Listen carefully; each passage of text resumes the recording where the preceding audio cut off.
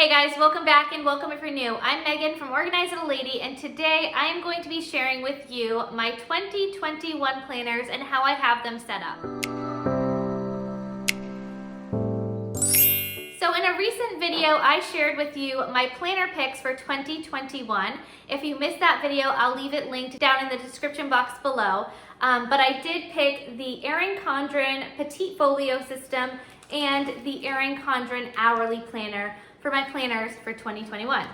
So today I'm going to turn the camera around and share with you guys how I have them set up and how I intend on using them throughout the year. So we'll start with my Erin Condren Hourly Planner. This is my main planner where all the different areas of my life collide and I keep organized. This year I chose to go with the mid-century circle cover. I just love the design and the foil details. It's really a beautiful cover. Opening up my planner, the first thing you'll notice is these sticky notes. These are from Erin Condren and they just pop right into the coil. I like having these right in the front of my planner so that way I can put any notes that are temporary or lists in my planner, and then when I'm done with them, I can just toss it. These have come in really handy and I have stocked up, so I have quite a few of these on hand. This is the year at a glance section of the planner, and I have not filled this out yet. This is where I put the kids' school schedule for the year, and right now it's just still so up in the air. We're still remote from home, and I am going to just wait on it a little bit and see what happens in the next few months before I start filling this out. It just seems like things are changing so rapidly right now that I don't necessarily want to put plans in that could change. But I do plan on using this spread for the kids' school schedule just so I can quickly glance at it and know when they have days off, half days, and so on and so forth. This next section of my planner is my monthly overview and the main focuses for each month. So for example, here in January, I have written out New Year's Eve, Mom's birthday, and quarterly tasks. So I needed to plan in more detail for New Year's Eve and my mom's birthday. And then quarterly tasks, those are some homemaking tasks that I do quarterly. And I wanted to make sure that this was a month that I needed to accomplish those tasks. I also use this spread to really focus in on what it is that I need to work on each month or each season to help me be more prepared throughout the year. So for example, January and February, this is when I really want to work on establishing new routines and being consistent with them. And then in March and April, my main focus is to focus on spring and garden prep. So just making sure that we are transitioning from winter into spring and then getting our garden ready. May and June's main focus is to focus on home, garden, and summer prep. So transitioning again from spring to summer and preparing our home for summer when we're all home, although we're all home now, but all home for vacation.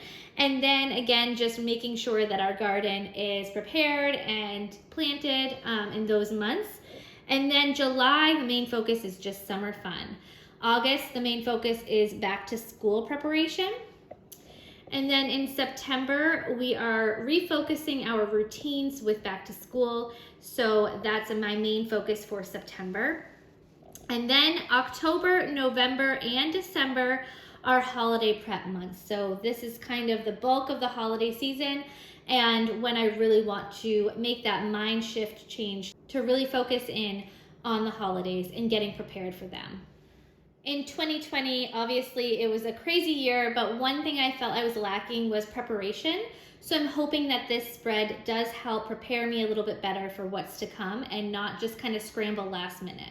Moving into the monthly spreads, this is where I plan out all of the appointments, activities, birthdays, anniversaries, our budget, and then I use this sidebar here to track any habits that I'm trying to incorporate into the month. So this is really a great overview of what we have going on for the month and where we need to be and what we need to prepare for. I have this sticker up here because every single month our family is trying to go on one adventure together. So this is where I will sort of make notes of that and plan ahead. After the monthly spread, we have this note page and a monthly dashboard. I broke my notes page into two different sections, a home section and a work section, and basically just made it a to-do list for the month. and that way I can just cross off when I get things done. And again, it will just help me stay focused on what I need to accomplish for the month.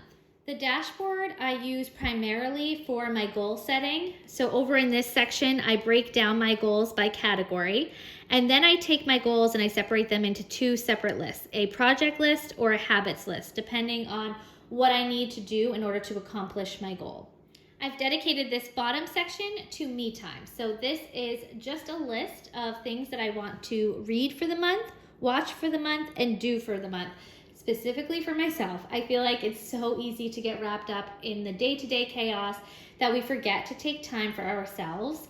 And since doing this, I have found that I'm a lot more intentional with the time that I do have for myself. And I am doing the things that really make me happy and make me feel refreshed. So I do like planning every single month things that I want to read, watch, and do just for myself. The weekly layout is really the heart of the planner and what gets used and abused every single day and keeps me on top of my to-do list and our schedule. Over here in the sidebar, I use this box here to highlight my main focus for the week. And the stickers, by the way, that I use for this are from Planner Kate. I use the sampler sheet, and it just helps sort of break up the week a little bit more, and it makes the planning process a little bit more fun for me.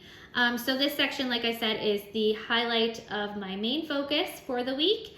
And then I have a to-do section, a to-call section, to-go section, and then a work section. And then at the bottom, I have another box here to mark down what I need to film for the week. This top part here is where I marked any reminders pertaining to the day. So for example, here it was a half a day of school, I marked that. Any appointments or holidays, birthdays, anniversaries, etc. gets marked right up there. So at a quick glance, I can see what's going on for the day. Then we have the schedule for the day, and I love the hourly planner because no matter how many times things get changed, I can always look at the time throughout the day and try to plug in when we're going to do certain things. So I have right now a time blocked off in the morning for work, and that's when the kids are doing their school. A lot of my work I do just sitting in between the girls, and I can do on my phone or on the computer and work while they are doing school, and I'm right there available if they need help. And then we just have different things going on throughout the day. And then I have this section between 5 and 6 blocked off for dinner. And then more evening tasks. And then this bottom section here is designated for my YouTube schedule. At the end of every month, there is another note page, and I intend on using this as sort of a reflection for the month. Things that worked, things that didn't work, things I want to continue for the next month, and things I want to change for the next month. At the very end of the planner, after all of the monthly and weekly sections, we have a notes section. As you can see, I have not filled this out yet. Basically, I am going to use this as sort of a home management section where I write down all of our homemaking routines and just routines in general. I'm still tweaking them, and once I know that they're going to work, then I will transfer them into my planner. So right now I kind of have a rough copy, and once, like I said, they are working for us, then I will put them in my planner, and I will be sure to share this with you guys once I have it set. So that's how I am using my Erin Condren hourly planner. I'm really trying to streamline my planning systems for this year and keep things a little bit more simple. So far, this is really working for me, and I will be sure to share how I use it throughout the year on social media. Now we'll move into my Petite Folio system. This is a totally new system for me this year, and I am loving it. I love that it is so versatile. You can change it if your needs change, and it really is a system that can be used in so many different ways. On the strap here, I just have a few charms. I did get these from Erin Condren, and I thought they were just kind of cute to personalize my planner a little bit more. Opening up my Petite Folio, I have this sticker here. This actually came from the subscription sticker set from Erin Condren, and it came with 3, so one for January, February, and March. And I figured I would put it on the inside of this cover just to kind of add a pop of color there and just something that I can see whenever I open up my folio. Over here, I have this organizer. Again, this insert came from Erin Condren, and I really do love this. I keep some stickers here in the front that I use in my planner, and I'll show you kind of how I use that. And then on the back, I have some sticky notes. So these sticky notes, again, came from Erin Condren, and it actually came in sort of a booklet style. And what I did was I just trimmed the book down and stuck it into these back pockets. And so I have sticky notes right on hand. You guys know me, I love my sticky notes. So I love this, and I love that it's a mid-century circle because that's kind of my theme for this year. So the first planner I have here is the daily customizable agenda. So the reason why I chose the customizable daily agenda was because it does not have any dates. It's undated. I don't necessarily need to utilize this every single day, but I do like having the option to utilize this and kind of incorporate it into my planning system. So it's broken down by different lists, and how I use it is basically writing to-do lists for different time blocks. So I use my main planner to sort of organize my day in a timed format, and then I use this planner to write specific to-do lists for certain time blocks.